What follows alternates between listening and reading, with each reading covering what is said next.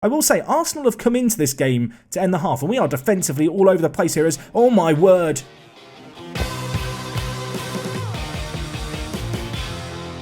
What is going on, guys? Jack here, and welcome back to episode number 3 of our Manchester United Let's Play here in FM21. Today, folks, we have a game against Arsenal. It's first versus second. It's two teams who haven't lost yet in the league. It's the unstoppable force meets the immovable object. I'll let you decide which is which on that one. And well, before we get into today's video, I do want to lay a task at hand for you folks. If this video hits 1,500 likes in the first day it's up, we'll have a double upload day. The second video will go live as soon as this video hits 1,500 likes. That is my promise. Obviously, you can decide whether or not you think that's a good deal, but ultimately, likes do help me. The YouTube algorithm is a scary beast, and you guys have been loving the series so far, so I'm going to assume that you want a little bit more. So with that in mind, I'm giving you an opportunity. It's like a weird hostage negotiation situation. Anyway, speaking of negotiation situations, what a segue this is. Memphis Depay. Look, I asked the board to sign the player because I saw that Depay's contract was expiring, and I thought, we could bring him back to United. I don't need another attacking midfielder, but the deal is just £12 million, and I am just sat thinking, even if I don't really want him, for £12 million, maybe I should just let the board sign him. The cancel button does exist now. After years of me ballsing up in Football Manager and in a number of Let's Plays requesting the board sign a player which I don't necessarily want, there is now a cancel button now, so you guys can let me know in the comments. Should Depay join? Should I be cancelling it? Am I just being a bit silly now? That's I think it might be a bit of both. I think it could be interesting, probably also a little bit silly, a tiny bit unnecessary, but that's kind of the Manchester United way when it comes to the transfer business. Unnecessary signings are the best. Unfortunately, one such signing, I say that, he wasn't unnecessary. Donny van de Beek, or Bake, Jack, it's like a cake. You love food, you should know this. He's injured at the moment. He's torn a wrist ligament. He's out for 2 to 4 weeks. So unfortunately, one of the newer additions to the team is out at the moment. And it has caused a little bit of a rejig, which whilst it hasn't negatively affected us too much in terms of results, I do feel like our midfield lacks a little bit of quality as a result. And well, let's talk about the results since you were last here. Our first game was in the Carabao Cup, 4th round. Having beaten Man City, I was expecting a giant club. We got Luton. I mean, no disrespect to Luton, but we dispatched of them comfortably, 2-1 there. We then took on West Ham United away from home and got a great little result. Marcus Edwards continuing on with his insane goal-scoring run. He's got 7 goals in all competitions already this season, and he is improving a lot as well. We have got him hitting the gym at the moment. He's working on the weights. I would like him to bulk up just a little bit, because at the moment he's a bit of a tricksy winger that uses pace. I want him to be able to barge players off the ball and have a bit of physicality about him, but it's not, well, been too problematic so far. And well, against Wolves, we didn't have any problems either.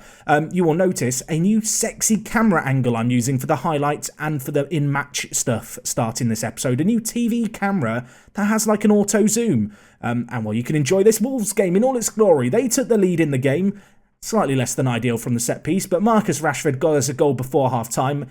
In at the break at 1-1, I got shouty, I threw a water bottle, and Jadon Sancho loved it. He scored just 2 minutes later, and then Martial chipped in with a goal. Of course, was out injured just last episode. He's back in the team, ready and raring to go. I wasn't meant to play him for the full game, but I got a bit carried away and kind of just left him on the pitch. And while my physio, if he was annoyed about Martial playing that game, very annoyed about the game against Sevilla, because I kept him on when he was on for a hat-trick in this one too. This game finished 4-2, yes, in a Champions League group, which is devoid of a super sexy tie, as we'll come on to in a second. We beat Sevilla, debatably the other big dog in the league, very convincingly. 4 first-half goals. The game was done. It was a superb flurry. The pick of the goals for me was the Marcus Edwards one. It was an effort from range, headed to him at the edge of the box, hammered home into the top corner. In case you can't tell, I think I might be starting a Marcus Edwards fan club. I think it's happening, everyone. I'm very high on him. He scored some incredible goals for us, and it was also really nice to see Alex Telles chip in with a goal. In the 49th minute, right before half-time, there was no chance of Sevilla getting back into it. We walked home with the win, and well, let's take a peek at that Champions League group. Here it is. As feel underwhelmed. You know, Manchester United desperate to get back into the Champions League for years. I don't mean any disrespect to Lokomotiv Moscow, RB Salzburg fans, or Sevilla fans even, but when you get into the Champions League, you imagine like a super big tie, a Real Madrid, a Barcelona, a Bayern Munich. Sevilla, perhaps not quite of the same calibre. I hope that we're going to romp through this group. Of course, the Champions League is a bit weird in the sense that we get extra subs in this competition and can have 12 players on the bench due to the pandemic. So unlike the Premier League, it actually opens up a nice opportunity to rotate team in a way I can't domestically. It'd be nice to make it through the group early and then use the remainder of the games just to juggle player fitness, because that is something I am a little conscious of. If we just look at the fixture schedule, the fixtures come thick and fast, and of course I teased the fact there might be another episode today. If we do another episode today, well, I'm hoping you'll hit the like total. It will be the game against Sevilla at the start of December. I'm conscious of the fact that we've been progressing a little bit slowly so far here at Manchester United, and as I look ahead over the coming month or so, there's not too many super sexy fixtures, and that Sevilla one there could be a big one to hopefully wrap up the Champions League group and secure a spot in the knockout rounds, which of course was the minimum expectation in the Champions League. I want to believe we'll go a little further than the first knockout round. We will have to see how we get on, of course. So yes, as I mentioned, ourselves at Arsenal unbeaten. Depay, well, he's in the waiting room. Will I sign him? Will he even want to come back to United? I don't know. There's the voice in the back of my head is saying cancel the deal now in the episode, but I'm not going to. I'm gonna leave it open. I want to know what you guys think. I think I know what you guys are going to tell me. We'll wait and see. Well, you might shock me. Anyway, on the pitch, things have been going very, very well. I talked about Donny van de Beek's injury. He tore his wrist ligament stuff, which was not ideal. That was during the game against Bosnia and Herzegovina in the internationals. Whose idea was it to have internationals in this condensed season? The bloody Nations League. That's getting a bit too real now, isn't it, this? Phil Jones is also slowly coming back from his injury. Will I ever play him at centre-back? I think I might just try and sell him. He's on quite a lot of money. I don't know. There's part of me that wants to try and build up a really English core to the team. Of course, we've made two big English signings in Marcus Edwards and Sancho this year. Maybe by the end of the series, it'll just be an English national team. That would be a bit of a weird turn. I don't know if I like that idea. Probably won't do that, just to be honest. But looking at the team, there's a few players I've not talked about, which I think I should talk about. There's a few that, you might have thought, why have you not talked about them? And the sad reason is I've just not played them. Igalo. Yeah, I don't think I've said his name once during the first two episodes here. He's on loan from China. I wanted to cancel his loan, but because of the later start date that I picked, I can't cancel his loan outside the foreign loan window in China. So he's here till January. I don't think he's going to play for us. I feel like I don't want to obviously take away any football from Greenwood. Additionally, with Cavani coming into the team, Cavani barely plays. So the idea that Igalo would even have a chance of playing is a little laughable. Elsewhere, Twanzebe is just a very nice kind of backup option. He's actually really good in Football Manager, to be honest. At 22 years old, he has a little bit of room to grow. And whilst I've talked about the fact that at centre-back there's a few players I might like to move on, a few players I might like to sell, at least by the end of this season, he's a player who I think could stick around for the long haul. He's kind of the ideal fifth-choice centre-back, which sounds a bit like an oxymoron, doesn't it? How can you have an ideal fifth-choice centre-back? Look, if they're quick and they cover a few positions, he's perfect. And he's also homegrown at club, which of course is a nice little bonus to have, although we're not exactly short of those kind of players right now. You can see, just looking at the average rating, some really good performances. Marcus Edwards has been the standout man, somewhat bizarrely, but Alex Telles has played superbly, as has Rashford and Martial. Going forward, we've not really struggled for goals. Rashford and Edwards got 7 goals apiece. Martial, with 5 goals leading the line, has just looked pretty comfortable as a kind of natural striker. I'm surprised how much we've managed to get out of him. You can see here, 5 goals and 1 assist in 4 appearances. Has had that kind of short-term injury, but as soon as he recovered from it, back into the first team, scored 3 goals in his first 2 games since his return. And, well, he's back to match fitness already, which is a little bit terrifying, perhaps, for Arsenal in this early weekend kickoff. So looking at the team news, of course, a little bit of a midfield juggle needed with Donny van de Beek out injured. I'm actually going to play Fred. Fred, I feel like, is like a deep-line playmaker disguised to not look like one. I think he can do a pretty good job as a playmaker. Yes, he has 11 vision, but beyond that, there's blue everywhere. I'm not going to claim he's world-class by any means, but I do feel like centre-mid is one of the few areas in the pitch where perhaps we do just lack a little bit of quality beyond the first team. But he can do a job, the 27-year-old. He's got really good physicals as well. He's ideal on the bench as someone who can tick the boxes and fulfill a lot of roles. Is he the player I want to come in this situation? I mean, watch him score a banger now. That's all I'm going to say. Elsewhere at the back, the Lindelof versus Bailly kind of debate has raged on. I've actually been playing Bailly more recently. Of course, he snuck onto the pitch last time out, and I don't know why he's on the bench here, really. He's had a 7.25 rating to start the season. I'm sorry, Lindelof. He snuck onto the pitch last episode, courtesy of a weird bug, where I clicked on a player profile and hit back, and then he reappeared. He's earned his keep. He's snuck on. He's been pressed. I'm giving him the nod today as we go into this game against Arsenal. It should be a good one, though, this. It's first versus second, away from home. I feel like we've got off to a really good start, and I do always have a bit of a weird feeling whenever I'm doing a Let's Play, and we do start as well as we have here, again in the league and just in all competitions, that as soon as we lose one, it's all going to just come crumbling down. So the main aim really is, let's not lose a game for the rest of the season. Then I don't have to worry about the house of cards, I guess, tumbling down. You can see here, I'm going to tell the players that the media have given us a lot of credit. We're a team in form, yet to lose a game this season. I think we've conceded 1 goal in 5 league games. I'm not going to talk to David Elliott. Look, the assistant can go and deal with that. I do actually like doing the new press conferences in Football Manager. I realise that when you're watching these Let's Play videos, that might not seem likely. No, genuinely, I do. The issue that I have is that I can't talk and do a commentary whilst reading. I'm not very good at that level of multitasking. Martial with a chance here, slots it away. That is a good start.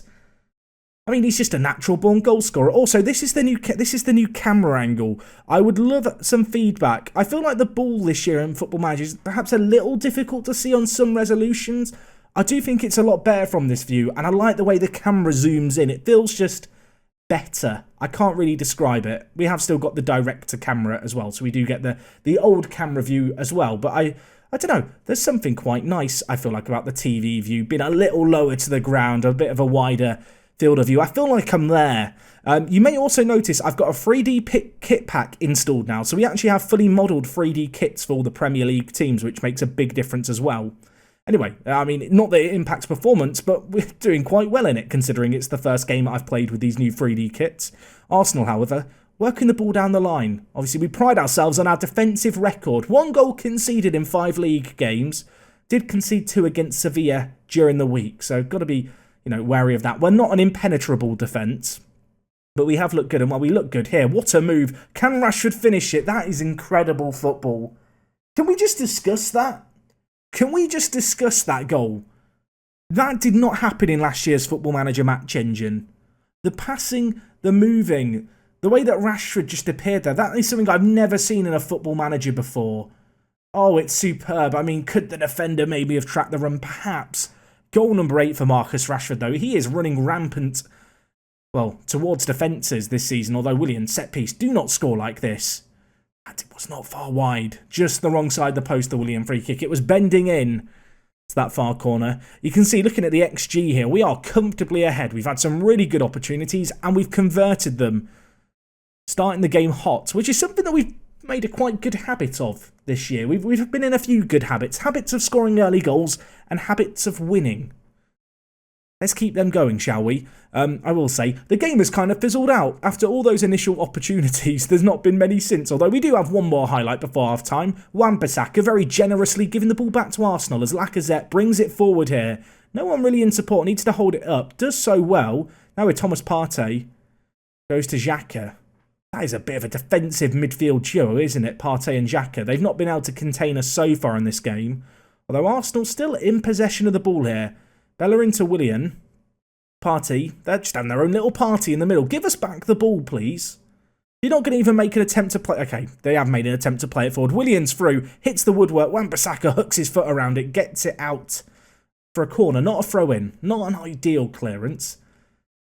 Apparently Sancho is looking tired. It's the 41st minute. We've got a red heart. Of course, the condition kind of numbers and percentages have been removed this year. I'm still getting used to what is a good level of heart to play a player on. I started Sancho and he was, one below fully green. He was like this musty green colour.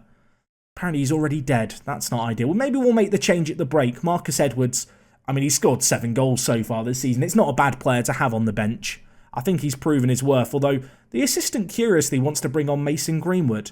I will say, Arsenal have come into this game to end the half, and we are defensively all over the place here as, oh my word.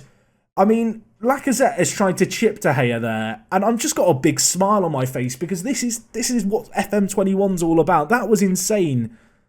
The ball was chipped through, and De Gea does like a crazy leaping backward save that I've just never seen in Football Manager before. That was incredible. Defensively, absolutely shambolic by us. De Gea bailing us out. And well, at the break, you can see here, we are 2-0 up. Arsenal's only shot on target was that one right at the end of the half. You can see here, though, having started the game well, besides, a short phase of play here where we created a lot of opportunities, Arsenal grew into that game. And we need to be kind of wary of that. I'm going to tell the players I'm not happy just because of the way in which we switched off in the kind of end of the half. You can see here, Sancho is poor in terms of his fitness. He's also got a high risk of injury. Let's bring in Marcus Edwards. Edwards is a bit of a weird one. I've never really acknowledged this. He's left-footed only. So obviously in the system, our right-wing player plays as a winger, which you might think wouldn't really work out for him. But so far for us, across all the different matches he's played, you can see just how well he's done here. For the most part, he's played out on the left, cutting in, kind of doing the Marcus Rashford role. But we'll see how he gets on in the winger position today. We have got the ability to shuffle things around if we so wish. We've done a team talk. They've also made a change at the break, taking off Aubameyang. I can only assume that is another fitness situation for them. You can see their system that they're using is kind of a 5-4-1, I suppose. It's a bit of a weird one. They're playing a three at the back, potentially trying to catch us out. And well, they're bringing the ball forward here. Willian trying to pick out Lacazette. Bailly reads that well. As I said, he's earned his spot in the team. He's a bit like a rascal, He's a bit naughty schoolboy, but I have an affectionate soft spot for him that I can't quite describe at the back. He is kind of naughty schoolboy when you think about it. I think he's got like 8 concentration as Bailly. But I love him. It's an unlikely bond. Anyway, we've had a set piece here. As I'm rambling on about how much I love Bailly, we're in corners that aren't quite going in. And, well, we're in the 68th minute already. William, bring the ball forward. Lacazette, oh my word, De Gea with another save. De Gea's only on a 6.6. But as soon as this game ends, if he keeps the clean sheet, his goalkeeping rating is going to jump up a little bit. And he's come up with some huge stops here. Martial bringing it forward. Now a chance for us. Leno with a big save. Martial probably got to finish that one. You would have backed him to as well, given how good his goal-scoring escapades have been so far this season. Anyway, 12 minutes left. I'm going to bring in Greenwood for Rashford, I think, and then move Martial out onto the left-hand side and play Greenwood down the middle. One other sub for us to use if we so wish. I mean, a few players struggling a little bit here. I'm going to take off Tellers. I'm going to bring in Brandon Williams, just because I want to give Brandon Williams a bit of game time. I might live to regret that. They've got a chance. Lacazette, okay, that was not a very good header by Lacazette over the crossbar. We'll make that change now. Additionally, I do just want to shout demand more, and we'll also just quickly tell Maguire, don't jump into tackles, mate. You're on a yellow card. Be sensible. We've used all our subs. We've been the better team here. We've got the 2 goals. Greenwood's on off the bench. He's going to use that pace like he has all season long. I don't know if it's just me, and maybe it's kind of a placebo thing. Maybe it's not a thing at all. I feel like having really pacey players on the bench this year is really important in Football Manager. Just players who are going to come on against fatigued opposition and cause them all kinds of issues, and we've definitely got that in our back pocket. Nice build-up play here. I wouldn't mind a third. Wan-Bissaka bringing it forward, not really what he's known for, and well, the ball falls pretty fortuitously to Greenwood there. He slots it away. Edwards, I mean, if he gets awarded an assist for that, it's a bit of a joke because it's come off the defender. But ultimately, it's a third goal for us, and well, if the game wasn't already done at 2-0 with 2 minutes left, it's definitely done now. And to be honest, that's probably the least that we deserve. We've been way better than Arsenal today. Our young players looking really good, and interesting to see Wan-Bissaka getting forward. He's not necessarily a wing-back known for his attacking intent. I know United fans really rate him for just how good he is defensively, but for us, he's been improving, and I have been training him as a complete wing-back, trying to make him a little bit more of a complete player. It's kind of easy to forget the fact he's still in his early 20s, still a couple of years' worth of development. And, well, you can see here, best performer, you know it. And De Gea also getting a 7.1. Oh, what a great result that was, though. Really comfortable performance. The 2 early goals set us on our way. and the players that we kept brought on off the bench kind of just kept that momentum going. They had a few chances towards the end of the half, in the first half, that could have changed the way the game played out, but ultimately Arsenal just a little lacklustre in that game. I was expecting more of a challenge, and with that result you can see we do pull clear towards the top of the table. Arteta left angry, I am left delighted, and Crystal Palace are loving it. They've just received £500,000. Anyway, that's a good little result for us. That gives us a little bit of breathing room, and now I can shift my focus onto the Champions League.